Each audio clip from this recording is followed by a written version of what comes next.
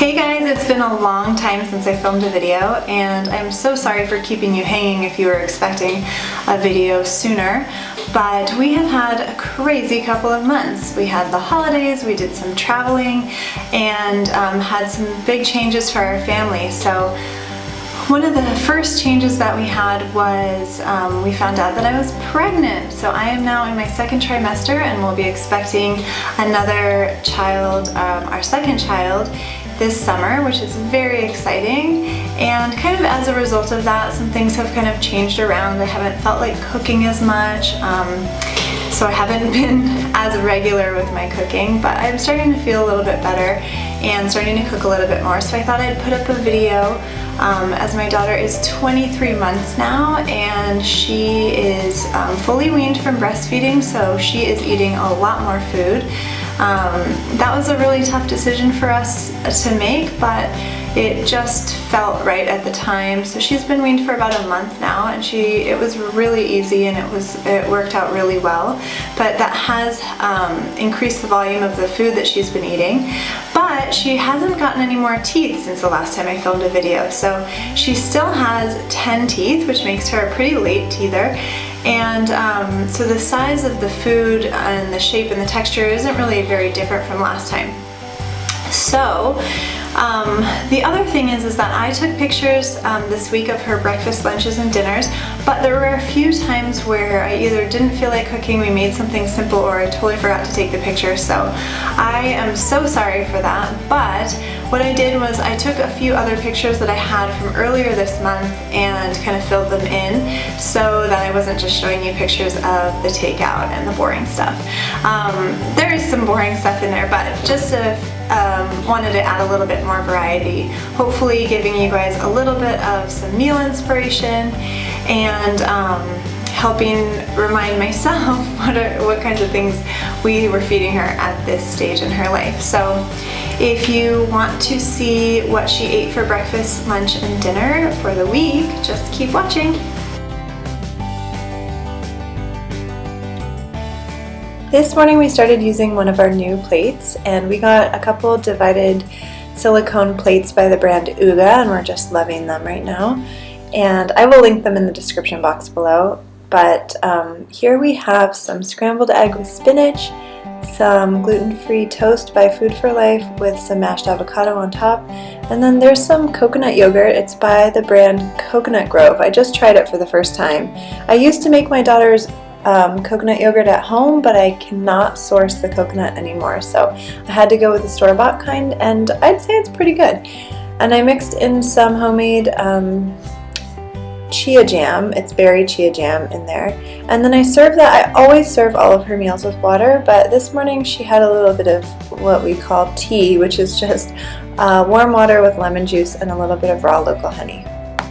Breakfast this morning was sweet potato pancakes and some mixed blueberries and blackberries.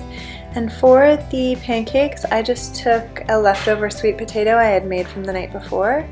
And for the recipe, you want to use either a half of a large sweet potato or like a small sweet potato, about 2 eggs, and a tablespoon or 2 of coconut flour, and mix that together until you get kind of a batter consistency, and that's it.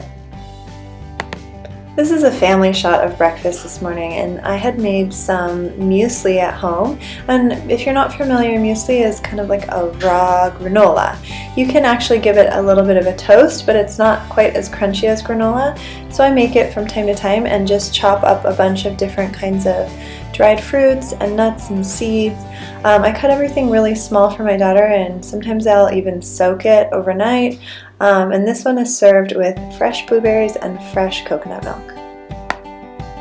These are my green waffles that I make all the time, and what I do with these waffles is I blend up a bunch of oat flour and use that as the base of my batter, and then I also blend some spinach into it. So if you want the recipe, it's on my Instagram. It's pretty easy to find because we eat these waffles a lot. And instead of using maple syrup or honey or anything like that, usually for my daughter I just try to put some fruit on top or something, and it seems like we're eating a lot of berries this week, but that's what's kind of been in season for us. So there are some raspberries, blackberries, and blueberries, and I just stewed them in a bit of water and some coconut oil and softened them up till I made kind of a sauce. So that is on top of the waffle, and then I serve that with sliced banana. And this is just gluten-free oatmeal cooked that morning with some almond milk and some golden berries. The golden berries were cooked with the oatmeal to soften them up a bit, and there's some chopped on top. There's some raw raspberries there too. And this morning we had juiced. We had either juiced this morning or the night before, I can't remember, but we had a bunch of green juice left over with various fruits and vegetables. My daughter loves to juice, so it's something we try to do frequently.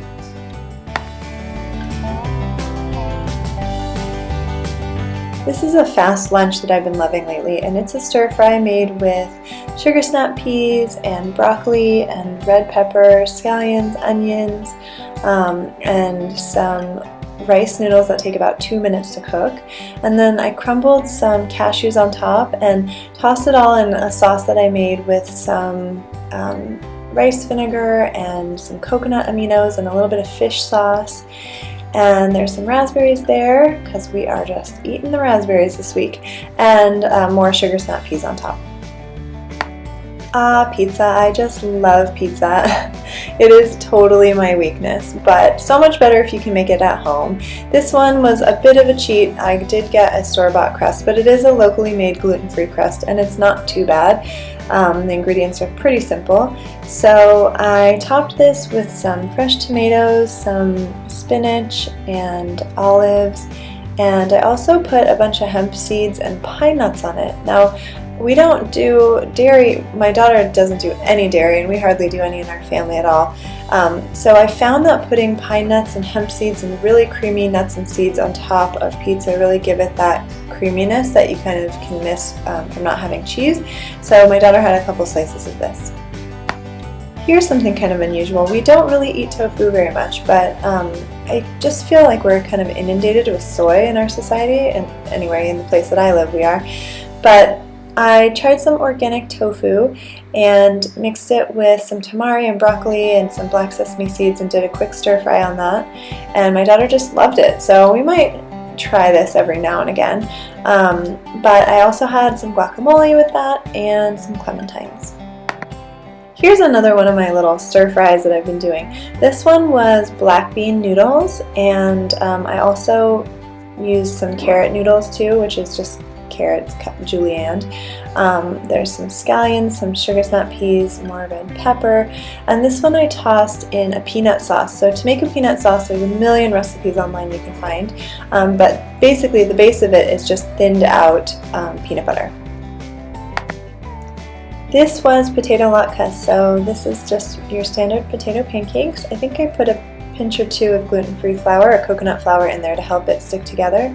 There's some onions and scallions in there. On the side are some chopped sugar snap peas, which she's really loving right now, and raspberries.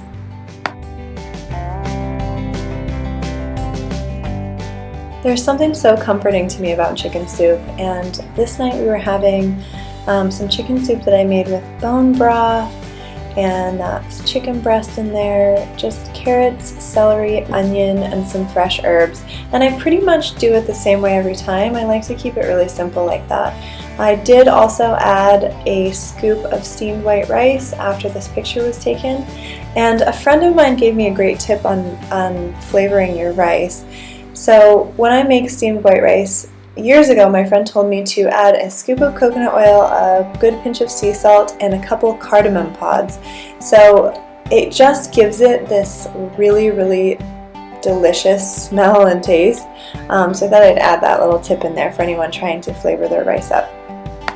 This was a falafel bowl, so there are some quinoa and broccoli in there, and 3 little homemade falafels. I used the recipe from the Minimalist Baker. She has a couple, but they're so great, and I often blend some kale and some fresh herbs into it.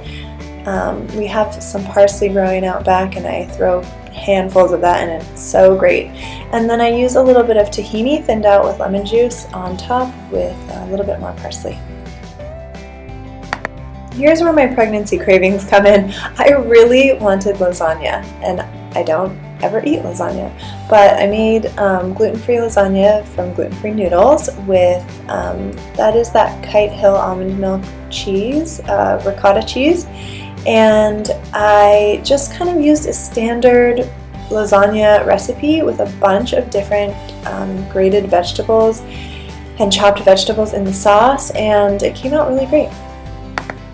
Here's another little Buddha bowl, or four bowl as we call it in our house.